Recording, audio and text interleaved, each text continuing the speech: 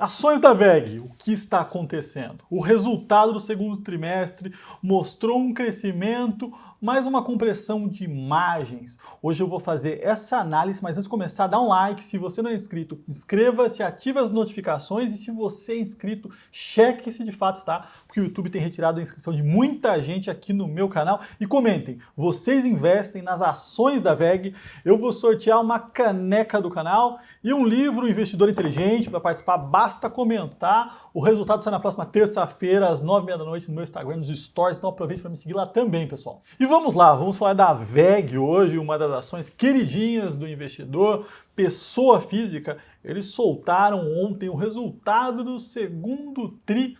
A reação foi negativa, né? Mas não foi um resultado ruim. Assim, tem algumas coisas assim a analisarem. De forma geral, crescimento com compressão, com queda de margens. Mas vamos lá, vamos começar a olhar aqui.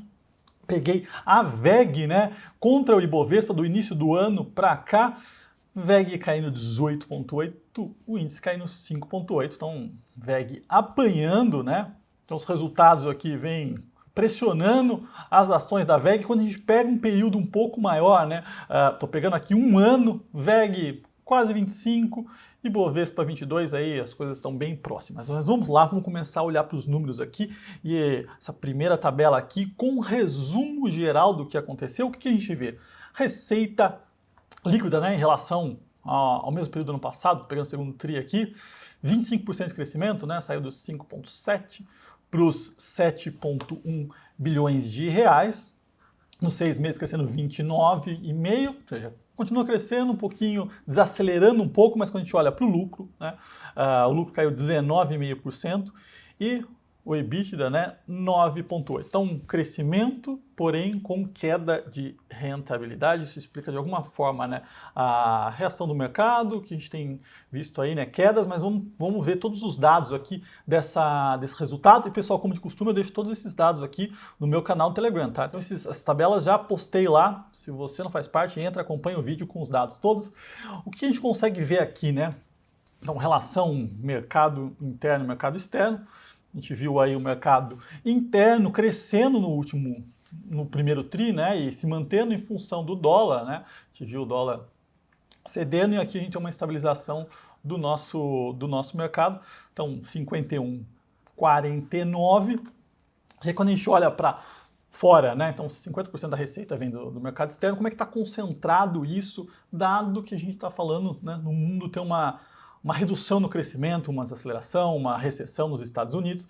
Nós estamos falando da América do Norte hoje representando 46,8%, América do Sul e Central 12%, Europa 24,2%, África 6,3% e Ásia 10,7% das receitas. Mas quando a gente olha para o business da WEG, né, a gente está falando aqui de uma industrial que produz motores, placas, sistemas para a indústria, sistemas para geração, transmissão e distribuição de energia. Então a gente está falando aqui de um negócio que vende, né, a base para quem está investindo para o longo prazo. Tá? Então não é o empresário, não é o setor que é sensível a curto prazo, a eleições, a mudança. Não, o cara que compra esse tipo de equipamento está fazendo investimento de 5, 10, 15 anos, pensando lá na frente, tá? Então vamos começar a olhar aqui pela principal linha de receita deles, são os equipamentos eletroeletrônicos industriais, né? Ou seja, longo prazo. E quando a gente olha aqui para a receita, né? O mercado interno crescendo 30,5%, o mercado externo 24,3%, tá? E tem aqui um fator também de dólar, né? Então, câmbio médio abaixo, mas mesmo assim mostrando um crescimento, e essa é a quase 50% da receita, né? 47,7%. Mas está falando aqui de longo prazo, né? Grande parte da receita, a gente vai ver aqui essa quebra, são linhas atreladas ao longuíssimo prazo. A segunda linha de receita mais importante também da WEG é geração, transmissão e distribuição de energia. Então aqui representando quase 40%, né, 39,5% da receita total do trimestre. E o que a gente vê aqui, tá? Mercado interno, que é o principal, tá?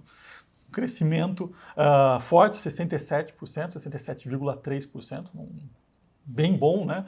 E lá fora 11,1% de queda, mas de forma consolidada aqui a gente vê um crescimento nas receitas e como eu falei, né? Aqui a gente está falando de um segmento em que quem está entrando num leilão ou está fazendo uma expansão de uma linha, construindo uma usina, fazendo distribuição de energia, é um negócio extremamente demorado, né? A gente vê esses projetos demorando alguns anos para conseguir entrar de fato em operação. Então, independentemente do cenário que a gente tiver, uma economia um pouco mais fraca nos Estados Unidos, um ano de recessão, eleições no Brasil, né, uma baita de uma volatilidade, isso não muda muito o apetite de quem está fazendo esse tipo de investimento. A gente viu isso no meio da pandemia, né? Então, no pior trimestre ali de 2020, mercado muito volátil. Quando você olhava para o resultado da VEG, foi um resultado bem sólido, mostrou um baita de um crescimento, porque independentemente dessa volatilidade, desse estresse que a gente vive no mercado o tempo todo, essa demanda não é elástica a esse tipo de evento, né? E aí depois, as duas linhas menores de receita, motores comerciais, né? Então está falando aqui de motores simples, motores que vai em geladeira, máquina de lavar, commodities, né? E são produtos que estão diretamente atrelados à demanda de varejo curto prazo, né? Então, aqui sim tem uma volatilidade, né? Porque a pessoa que está comprando uma geladeira, uma máquina, ela responde muito a efeito renda, inflação, entre outros. A gente vê aqui no mercado interno uma queda de 23,5%, no mercado externo um crescimento de quase 6%, aqui 5,9%. Mas é um percentual baixo da receita. E por último, né? Um pouco menos aqui de 5% da receita, tintas e vernizes, não é qualquer tinta nem qualquer verniz, né? A gente está falando de indústria, são tintas especiais contra incêndio, contra condução elétrica, entre outros aqui. Um crescimento de 28,6% no mercado interno e 28,2% no mercado externo. De forma geral, né, as duas grandes linhas de receita, que são os equipamentos eletroeletrônicos industriais e geração e transmissão de energia, crescendo, tá? Isso é importante e é o que tem margem e é longo prazo. Mas quando a gente olha para o resultado, né? Então o top foi muito bem. Mas quando a gente olha aqui para o custo, né? Então a gente vai olhar para a margem bruta aqui, o que a gente vê? A margem bruta, que é o quanto ela receitou menos o custo de produção, que é o core do negócio. Então a margem no ano passado era de 30,4%, já tinha caído ali no final do ano, né? Que vinha preocupando os investidores, e aí no primeiro tri uma leve melhora em relação ao quarto do ano passado, e agora no segundo tri uma quedinha de novo, mas a gente está falando de uma margem de 27,4% contra 30,4% o ano passado, tá? Então tem uma compressão. E por quê? Aumento de preço. Aço, cobre, frete, energia, tudo isso está impactando muito, né, do lado dos custos da VEG. Ela está fazendo melhorias aqui para tentar conter esse avanço, né, e manter margens, mas isso está comendo um pedaço da rentabilidade da VEG. E aí quando a gente olha para o EBITDA, né, o EBITDA também sofreu, né? Então, primeiro tri do ano passado, uma margem de 24,2%, esse tri, né, 17,5%, tá? Então tem um impacto assim que acabou reduzindo o EBITDA em 9,8%, mesmo com um crescimento de receita, né, crescimento relevante, expressivo, as margens, né, caíram e tivemos aí no net, né, uma redução do EBITDA, então isso acabou pegando o investidor. Quando a gente olha para o fluxo de caixa, né, assim, gerou caixa do lado operacional, aí tivemos os capex, né, tivemos os investimentos aqui, uma redução, saiu de 2,7 bilhões de reais para 2,570, tá?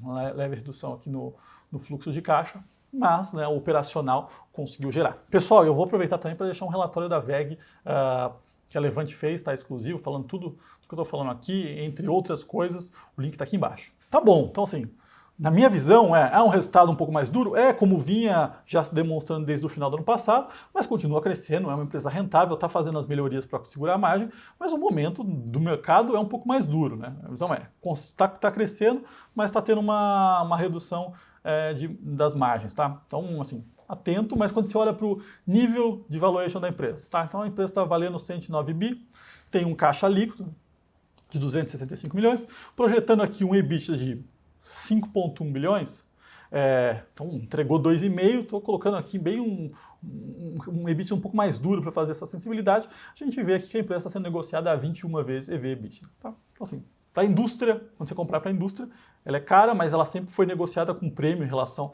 a outras industriais, né?